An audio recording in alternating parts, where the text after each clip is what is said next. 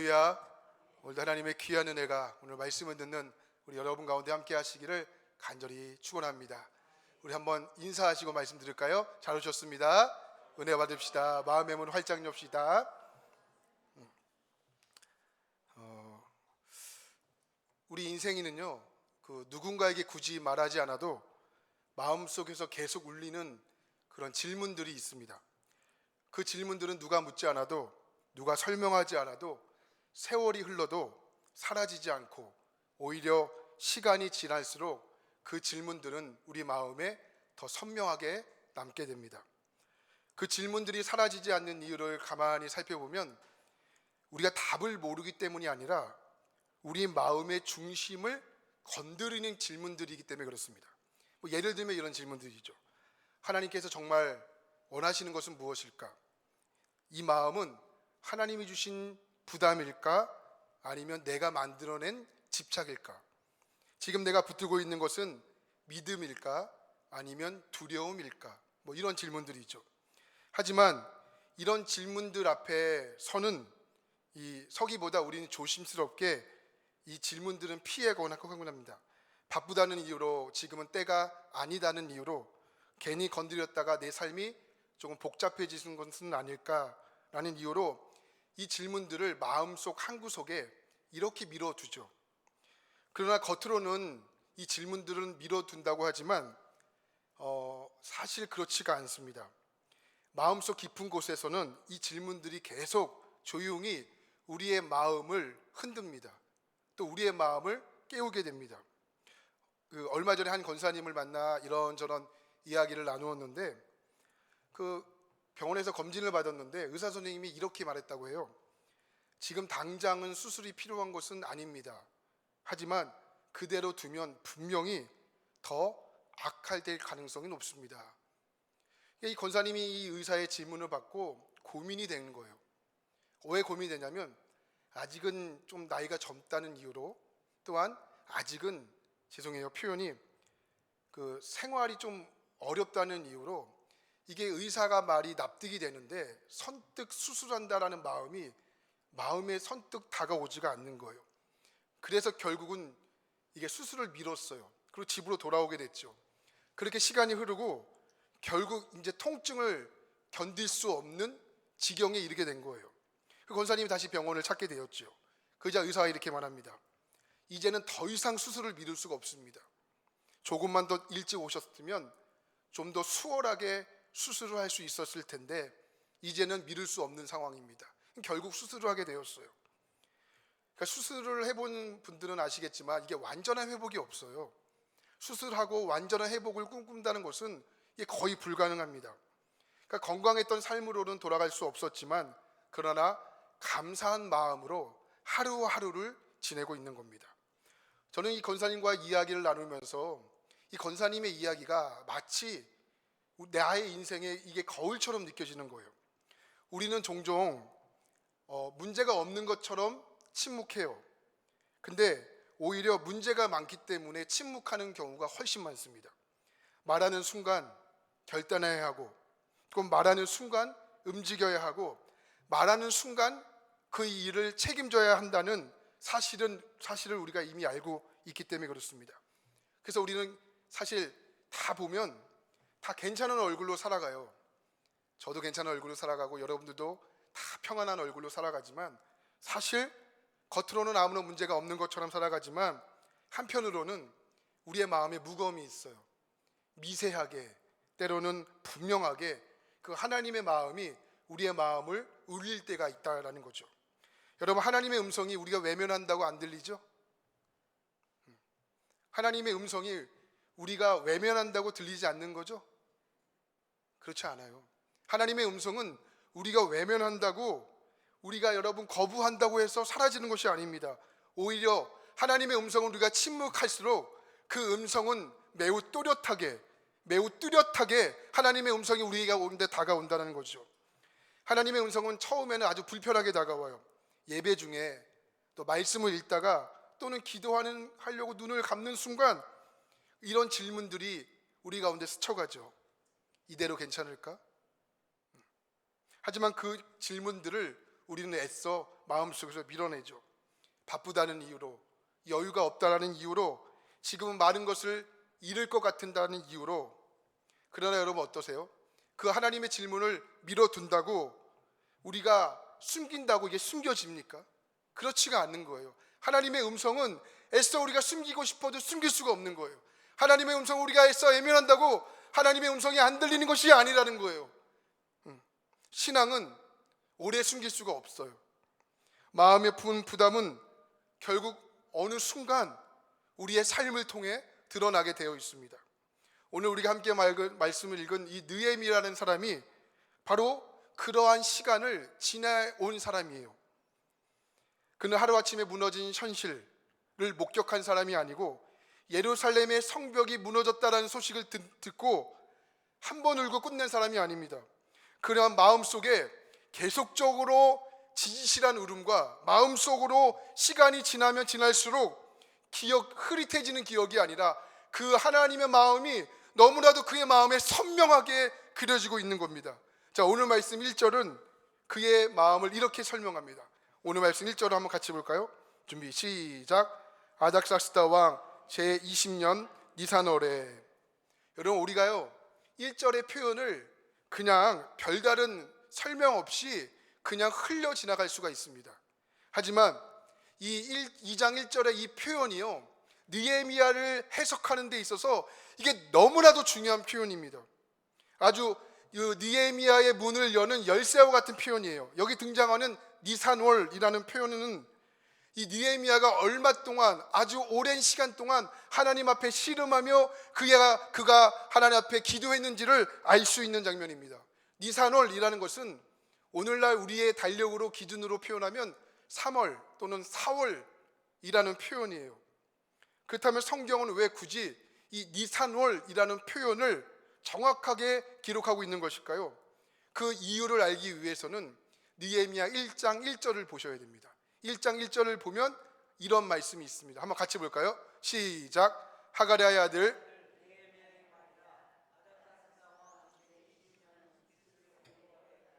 수상궁에 있는데. 아멘. 자, 1장 1절을 보면 기슬르월이라고 표현하고 있죠. 이 기슬르월이라는 말은 우리나라 달력으로 보면 11월 또는 12월에 해당되는 달입니다. 이 말이 무슨 뜻이냐면 지금 느헤미야라는 사람이 예루살렘이 무너졌다는 소식을 언제 들은 거예요? 기슬르월에 들은 거예요. 다시 말하면 12월 달 또는 12월 달에 이 소식을 듣게 됩니다. 근데 느헤미야가 왕 앞에 섭니다. 근데 왕 앞에 서자 느헤미야가 왕에게 말을 하기 위한 기회가 생깁니다. 그 기회가 언제였다는 것이죠? 2장 1절을 보면 니산월이라는 거예요. 그러니까 기슬르월과 니산월이라는 개념을 알아야 오늘 1장과 2장에 하나님께서 말씀하시는 그 해석을 알 수 있는 겁니다. 그러니까 여러분 니산월, 다시 말하면 기슬르월에서 니산월까지 약 몇 개월이 흐른 거예요? 대략 4개월 또는 3개월의 시간이 흐른 뒤입니다. 다시 말해 굳이 성경에서는 왜 이 날을 기록하고 있었느냐? 이 느헤미야가 하나님 앞에 넉 달의 시간을 기다렸다. 하나님 앞에 넉 달의 시간을 울부짖으며 하나님 앞에 기도했다라는 것을 성경을 읽는 독자들에게 보여주기 위해서 굳이 성경에서 그 달을 기록한 것입니다. 느헤미야는 예루살렘의 소식을 듣고 그냥 하루 이틀 마음 아파하며 기도했던 사람이 아니에요. 그는 무려 4개월 동안, 할렐루야, 그는 3개월 동안 하나님 앞에 침묵하며 하나님 앞에 울부짖으며 누구에게 말하지 않고 하나님 앞에 기도했던 사람입니다. 이 대목을 보면서 누군가는 이렇게 표현할 수 있습니다. 아니, 자기 동족이 저렇게 절망에 빠져 있는데 왜 당장 달려가지 않고 기도만 하고 있는 거야? 빨리 달려가서 동족을 도와줘야지. 참 답답하다. 하지만 우리는 이 지점에서 느헤미야의 모습을 통하여 아주 중요한 점을 발견하게 됩니다. 느헤미야는 이 상황이 급하다는 것을 모르는 걸까요? 그렇지 않아요. 느헤미야는 누구보다 상황이 급하다는 것을 알고 있습니다. 또한 할 수 있는 마음이 없어서 머뭇거린 것이 아니에요. 느헤미야는 충분히 할 수 있는 마음이 있습니다. 그러나 느헤미야에게 중요한 것은 할 수 있는 것도 아니고, 또한 여러분 급한 것도 아니고, 하나님의 때를 기다린 거예요. 하나님의 순간을 기다린 거예요. 느헤미야는 인간적인 조급한 마음보다 하나님의 때가 더 중요했거든요. 하나님의 때를 기다린 겁니다. 여러분, 이런 말이 있어요. 우리가 이 지점에서 붙들어야 할 중요한 진리가 있다는 거예요. 화면에 보시면 이런 거예요. 내가 하려는 일이 아무리 좋은 일이고, 이게 중요해요. 아무리 좋은 일이고, 아무리 선하고, 아무리 옳아 보이는 일이라 할지라도 그 일이 하나님 때 안에 이루어지지 않는다면 그 일은 결국 하나님의 일이 될 수 없다는 거예요. 그 일이 아무리 좋아 보이죠, 그 일이 아무리 선해 보이죠, 여러분 그 일이 아니면 훌륭해 보일지라도 하나님의 때가 아니면 그 일은 하나님의 일이 될 수 없다는 겁니다. 하나님의 뜻은 우리가 급하다고 앞당겨지는 것이 아니에요. 하나님의 뜻은 하나님의 때에 이루어지는 겁니다. 근데 여기서 중요한 질문이 있습니다. 느헤미야가 누구냐라는 거예요. 여러분, 느헤미야가 누굽니까? 술관원이에요. 술관원은 어떤 사람입니까? 매우 중요한 직책을 맡고 있는 사람입니다. 느헤미야는 항상 왕 옆에서, 왕 가까이에서 왕과 함께 지냈던 사람입니다. 그러니까 마음만 먹으면 왕에게 나아가 그 어떤 이야기도 할 수 있는 사람입니다. 그러면 자연스럽게 이런 질문이 떠오를 수 있겠죠. 그렇게 가까운 자리에 있었는데 왜 즉시 왕에게 가서 말하지 않았을까? 왕에게 도움을 구했으면 좀 더 쉽게 편안하게 일을 해결할 수 있지 않았을까? 이런 질문이에요.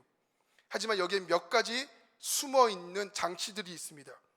첫째는, 여러분, 이 느헤미야가 왕의 술관원인데 이 페르시아라는 제국이요, 우리나라처럼 작은 나라가 아니에요. 거대한 제국입니다.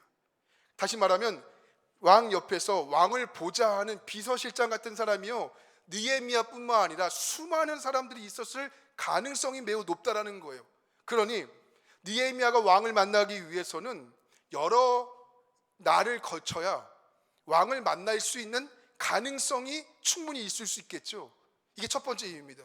두 번째 이유는요, 이 페르시아가 거대한 제국이었기 때문에 왕이요, 한 왕궁에만 있었던 것이 아니에요.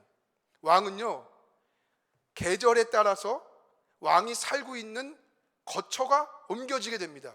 더운 날에는 시원한 곳으로 가서 살아야 되겠죠. 그래서 성경은 보지 않고 역사의 기록을 보니까 이 더운 날이 되면 이 앙메다라는 지역, 이게 지금으로 말하면 이란의 이 하마다라는 지역이거든요. 이 고도가 높아요. 고도가 높기 때문에 매우 시원합니다. 선선합니다.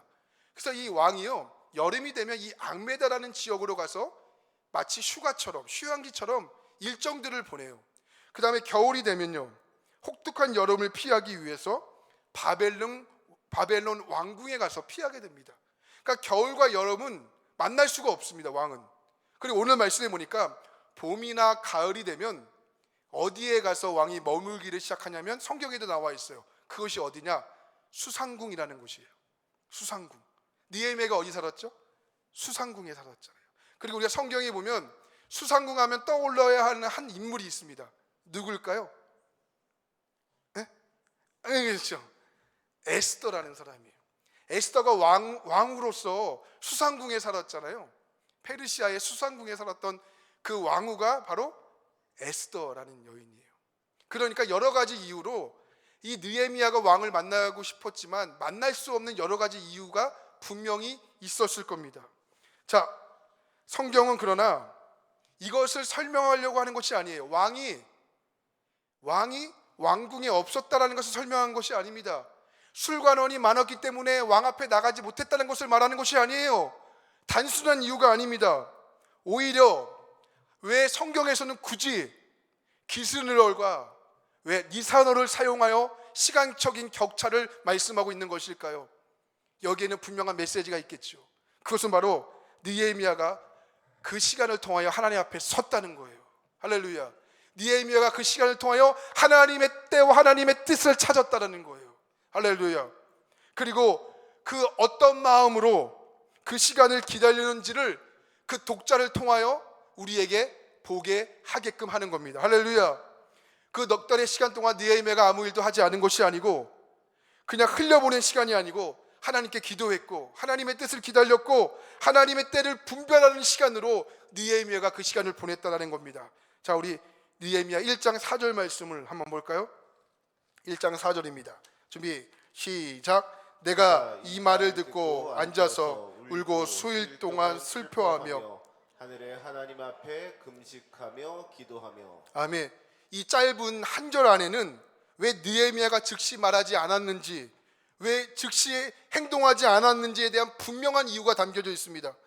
느헤미야는 말과 행동보다 늘 하나님의 뜻을 앞세웠어요. 하나님의 때를 앞세웠습니다. 언제나 하나님보다 앞서지 않았습니다. 그는 분명 왕에게 말할 수 있는 위치에 있는 사람이었습니다. 그러나 느헤미야는 말할 수 있음과 말해야 함은 전혀 다른 문제라는 사실을 느헤미야는 알고 있었다는 겁니다. 그래서 즉각적인 행동을 멈추고 이 넉 달의 시간 동안 하나님 앞에 침묵하며 느헤미야는 기도한 겁니다. 예루살렘의 처참한 소식을 들었습니다. 느헤미야의 마음은 여러분 감정의 이 강한 파도가 왜 밀려오지 않았겠습니까? 울었고요, 슬퍼했고요, 여러분 참담했고요. 느헤미야의 마음은 정말 무너지는 마음을 경험했습니다. 그러나 그 감정을 곧바로 행동으로 옮기지 않았습니다. 느헤미야는 이 감정이 올라온다고 해서 이것이 하나님의 뜻이라고 단정하지 않았다는 거예요. 여러분, 눈물이 난다고 전부 다 하나님의 부르심이 아니에요. 감정이 올라온다고 해서, 분노가 생긴다고 해서 이게 전부 하나님의 사명으로 이어지는 것이 아니라는 거예요. 착각하지 마세요. 눈물이 하나님의 부르심이 아닐 수 있어요. 감정이 하나님의 사명이 아닐 수 있다는 거예요. 그래서 감정을 즉시 하나님 앞에 멈추셔야 됩니다. 먼저 하나님 앞에 나가 기도해야 됩니다. 그리고 내 마음을 차분하게 하나님 앞에 점검해야 됩니다. 하나님, 내가 지금 느끼고 있는 이 슬픔이요, 잠깐 올라오는, 북받쳐 올라오는 감정입니까? 혹시 아니면 이게 상처입니까? 아니면 자존심입니까?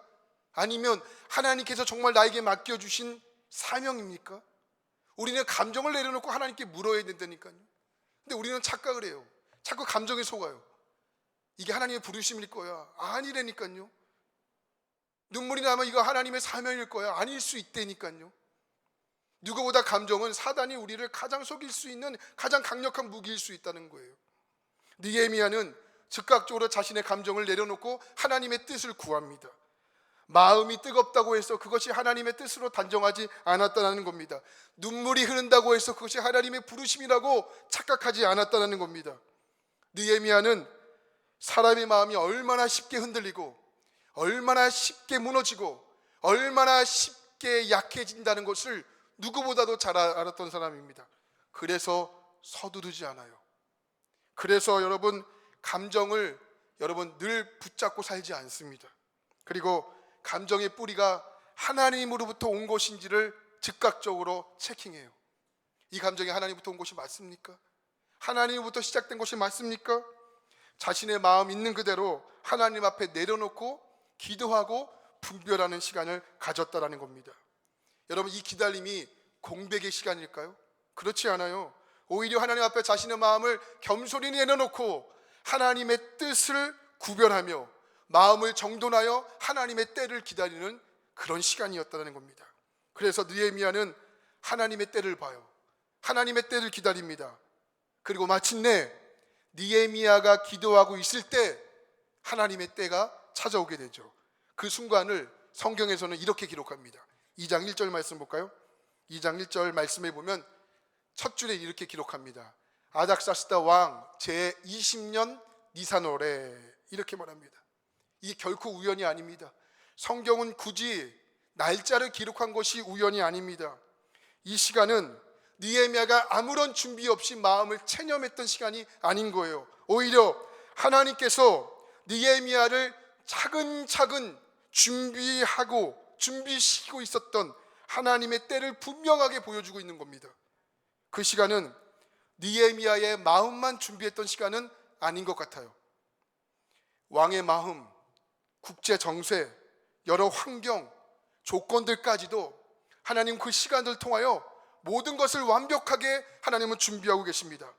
느헤미야가 하나님의 때가 임하자 느헤미야는 더 이상 자신의 마음을 억지로 감추지 않습니다. 근데 바로 여기서 놀라운 장면이 기록이 돼요. 느헤미야는 넉 달 동안 하나님의 때를 기다리고 하나님 앞에 기도하고 하나님의 때를 위하여 준비했습니다. 그리고 나서 왕 앞에 서서 왕 앞에 말하려고 하는 순간, 이게 참 놀라워요.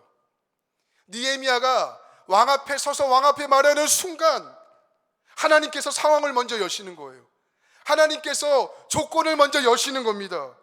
그것이 바로 오늘 말씀 1절에 보면 이렇게 말합니다. 같이 한번 읽을까요? 준비 시작. 내가 왕 앞에서, 아멘, 수심이 없었더니, 누구 앞에서? 왕 앞에서 수심이 없었더니.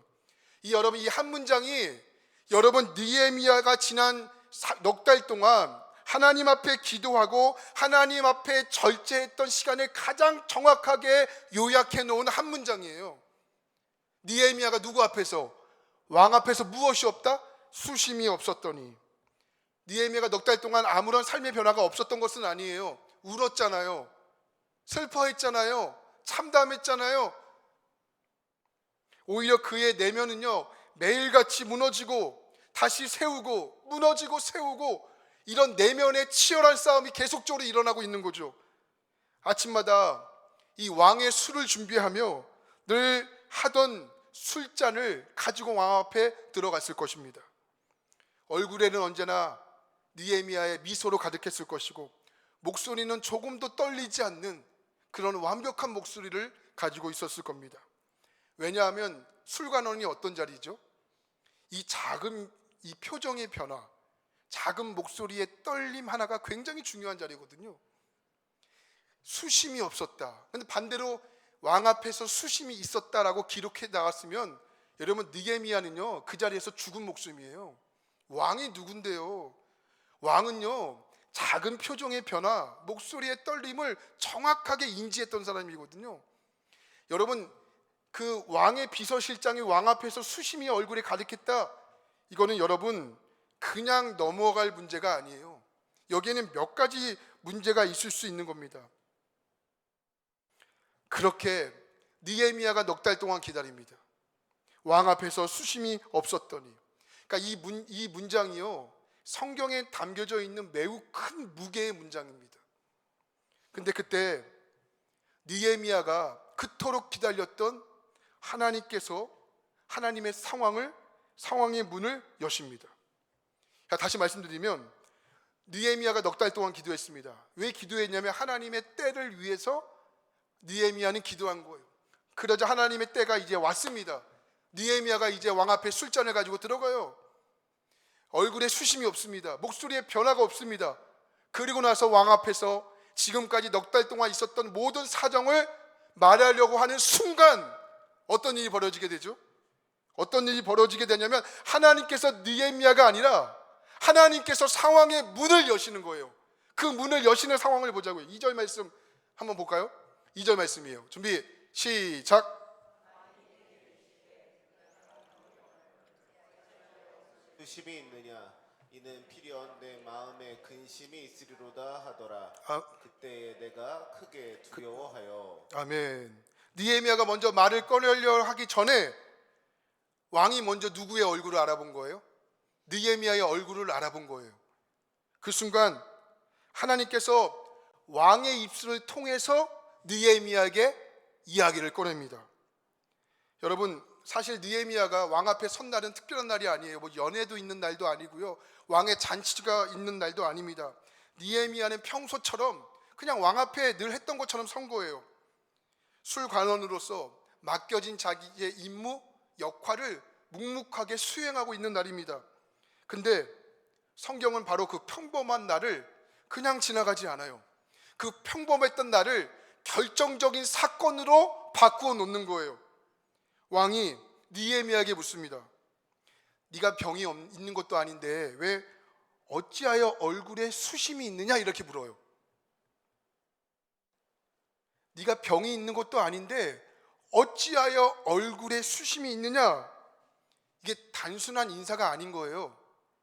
아닥사스다 왕은 수많은 사람들을 만나보았겠죠. 여러분, 사람을 만나는 직업을 가지고 있는 사람은요, 표정 하나에 목소리의 떨림에 그 사람의 상황을 알 수 있거든요. 예. 표정 하나에, 목소리의 떨림 하나에, 손짓 하나에 그가 지금 어떠한 심리 상태에 있는지를 읽어낼 수 있어요. 사람들을 많이 만나다 보면. 근데 아닥사스다 왕은요, 수많은 사람들을 만났겠죠. 그러니까 표정 하나, 몸짓 하나, 행동 하나, 목소리의 떨림 하나, 행동 하나, 몸짓 하나가요, 그냥 여러분 그냥 알 수 있는 상황인 거예요. 근데 여러분 뭐라고 이야기합니까? 수심이 가득했다라는 거예요. 수심이 가득했다. 근데 여러분, 이 수심이라는 단어가 한번 볼까요? 히브리어로 라임이라는 단어인데, 이 라임이라는 단어는 단순하게 기분이 안 좋았다, 우울했다, 이런 뜻의 단어가 아니에요. 이 라임은 그보다 훨씬 깊은 의미가 담겨져 있는 단어예요. 인간의 내면이 무너졌을 때, 또는 공동체의 질서가 깨졌을 때, 또는 상황이 정상에서 벗어났을 때, 또는 내 생명이 훼손되었을 때, 이때 사용하는 단어가 라힘이라는 단어예요. 그러니까 겉으로는 유지되고 있는 것처럼 보이지만 본질이 무너진 상태가 된 거예요. 또는 기능은 남아있지만 목적을 잃어버려, 목적을 상실하여 그 상태를 설명했을 때 히브리어에서는 라힘이라고 설명하는 거예요. 라힘. 바로 그날이 느헤미야에게는 라힘의 상태였어요.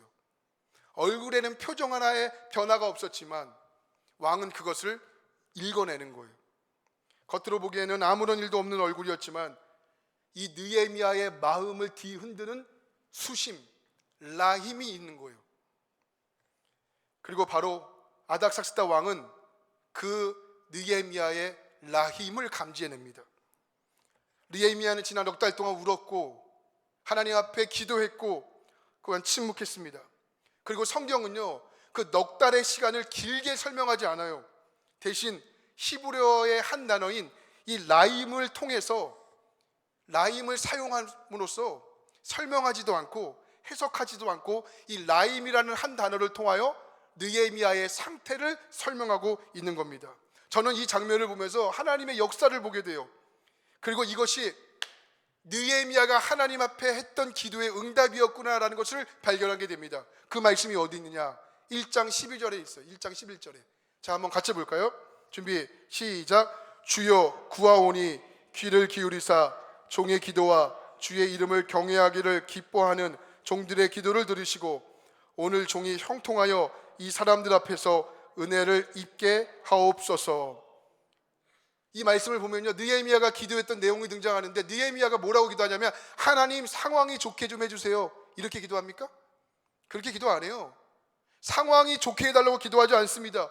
하나님 막혔던 길을 좀 열어주세요, 길이 열어달라고 하나님께 기도합니까? 그렇게 기도 안 합니다. 여기 나오는 은혜라는 단어가 여러분이 잘 알고 있는 그 헤세드라는 단어가 아닙니다. 여기서 나오는 은혜라는 단어는 히브리어로 레헴이라는 단어예요. 레헴, 한번 따라해 볼까요? 레헴. 레헴. 이 레헴이라는 뜻이 뭐냐면, 죄송해요, 여성분들의 자궁이라는 뜻이에요. 여성분들의 자궁 또는 모태라는 뜻이에요. 이 단어는, 이 단어에 사용하는 의미로서의 은혜는 계상적인 은혜가 아닙니다. 또한 이성적으로 판단할 수 있는 동정의 은혜도 아닙니다. 본능처럼 튀어나오는 연민이에요. 또한 이유를 따지지 않고 아이를 품는 어머니의 마음입니다. 그것이 뭐예요? 레헴이라는 단어예요. 레헴. 머리보다 뭐가 먼저라는 거예요? 마음으로 먼저 품는 국률이라는 거예요. 느헤미야가 지난 넉 달 동안 하나님께 기도해요. 울면서 기도합니다. 하나님 상황이 열리게 해주세요. 그렇게 기도 안 합니다. 길이 열려지게 하나님 열어주세요, 그렇게 기도하지 않아요. 느헤미야의 기도를 한번 다시 보세요. 11절 말씀 보면 오늘 종이 형통하여 이 사람들 앞에서 레헴을 입게 해주세요, 이렇게 기도해요. 다시 말하면 이런 뜻입니다. 제가 왕 앞에서 논리적으로 이야기할 수 있게 이렇게 기도한 것이 아니고요, 왕이 오히려 나를 보면 어머니가 아이를 끌어안듯 나를 끌어안게 해주세요, 이렇게 기도한 거예요. 그래서 성경에서는 헤세드라고 쓰지 않고 레헴이라고 쓴 거예요. 국률이라고 쓴 거예요. 먼저 왕이 나를 품어 안아주세요. 이렇게 기도한 겁니다. 이게 정말 중요한 겁니다. 느헤미야의 기도는 자기 입술을 향한 기도가 아니었고요, 그의 기도는 처음부터 끝까지 누굴 향한 기도였다는 거예요? 왕을 향한 기도였습니다. 그리고 그 응답으로, 그 기도의 응답으로 2절에서 이렇게 말하는 거예요. 왕이 내게 이르시되 내게 병이 있는 것도 아닌데 어찌하여 얼굴에 수심이 있느냐. 왕이 먼저 말을 걸어요. 야 느헤미야야, 아픈 것도 아닌데 왜 얼굴에 수심이 있어? 느헤미야가 먼저 말을 꺼낸 것이 아니고, 그가 요청한 것도 아니고 설명한 것도 아니고 사정을 늘어놓은 것도 아니고, 먼저 왕이 느헤미야를 바라보자 왕이 느헤미야에게 이야기를 한 거예요. 느헤미야야, 어찌하여 수심이 가득해. 이거 느헤미야의 기도의 응답 아니에요? 느헤미야가 어떻게 기도한 거예요? 길을 열어달라고 기도 안 했잖아요. 왕이 나를 보면 레헴, 어머니가 아기를 한 듯이 나를 품을 수 있도록 하나님 도와주세요. 어머니가 아기를 한 듯이 그렇게 품어줄 수 있도록 하나님 그렇게 좀 도와주세요. 그렇게 기도한 거잖아요. 근데 그 기도가 정확하게 들어맞잖아요. 누가 먼저 말을 걸어요? 왕이 먼저 말을 걸어요. 얼굴에 수심이 있느냐? 수심이 있느냐? 왕은 느헤미야의 상황을 레헴으로 본 거예요. 레헴으로 본 겁니다. 국률의 마음으로 본 겁니다. 그냥 왕은 느헤미야의 직무 상태를 본 것이 아니고 느헤미야의 영혼을 바라본 겁니다. 저는 이 장면을 통하여 바로 느헤미야가 하나님께 기도했던 1장 11절의 레헴의 기도의 응답이라고 확신합니다. 할렐루야. 하나님은 왕의 자리를 바꾸지 않으셨습니다. 하나님은요, 상황을 억지로 뒤집지 않으셨습니다. 대신 왕이여 느헤미야를 바라보는 그 마음을 바꾸셨어요. 그 국률의 마음으로 바꾸셨어요. 레헴의 마음으로 바꾸셨다는 겁니다. 이것이요, 느헤미야를 통해서 발견하게 될 수 있는 하나님의 섬세한 은혜라는 거예요. 왕은 느헤미야의 수심을 보았습니다. 그러나 그것을 불만이나 권위의 도전으로 해석하지 않고 레헴으로 해석한 거예요. 레헴으로 해석합니다. 느헤미야는 그저 울었어요. 하나님 앞에 넉 달의 시간을 가지고 침묵했습니다. 하나님께 맡겼을 뿐입니다. 그러나 하나님께서 그 눈물이 여러분 왕의 마음이 이해될 수 있는 레헴으로 바꾸어 놓았다는 겁니다. 여러분, 하나님 귀한 여러분, 우리 가운데 오늘 이런 기도가 필요하지 않겠습니까? 오히려 오늘 우리가 침묵해야 될 것은 침묵하고, 때로는 하나님 앞에 맡길 것은 맡기고, 그냥 단순하게 길을 열어달라, 문제를 해결달라, 그것이 아니고 하나님 앞에 우리가 기도 드려야 될 것은 바로 레헴의 기도를 드려야 되는 거예요. 1장에서 느헤미야는 하나님 앞에 울었습니다.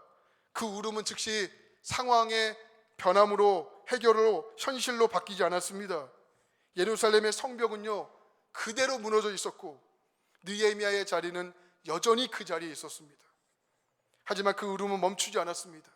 하지만 하나님은 그 울음을 기다리고 있었다. 하나님은 그 울음을 레헴으로 바꾸어 놓고 있다라는 겁니다.